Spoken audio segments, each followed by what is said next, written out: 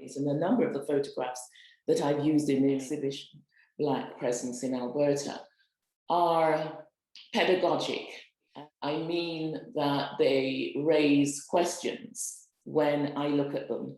So in raising questions, they force me to ask further questions. When I found the image of David Mills, he was seated among a group of Indigenous men and, for the better word, men who obviously had their origins in, I think, Europe or white men.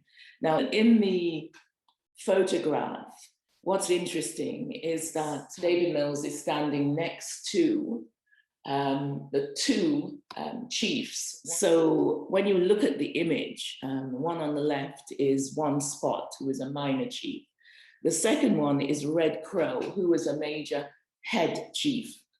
But then what's interesting about the photograph is that David looks quite comfortable. You know, he's not having to sit on the floor or stand off to the corner or be dressed in clothes that make him seem not part of the group. So in the image, he's seen very much as someone who I would have said belongs within that group and has some degree of acceptance. I don't say full acceptance because in many ways, you know, often these things are limited. You're accepted in a certain space, but not in others. Now, the question is, how did David Mills come to be in that photograph? And what was he doing there? Well, he was acting in the role of an interpreter. And the other two people, the white folks within it, the Indian agent, William Pocklington, and the other one was a Mr. E.R. Cohen, who was the clerk and who would record different incidents or accounts of meetings between the Indigenous community and the white community.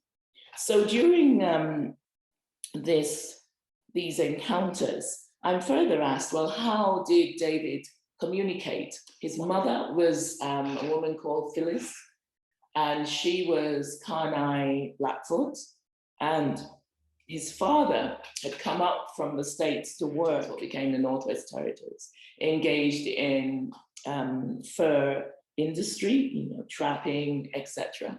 And he, the father, married woman Phyllis.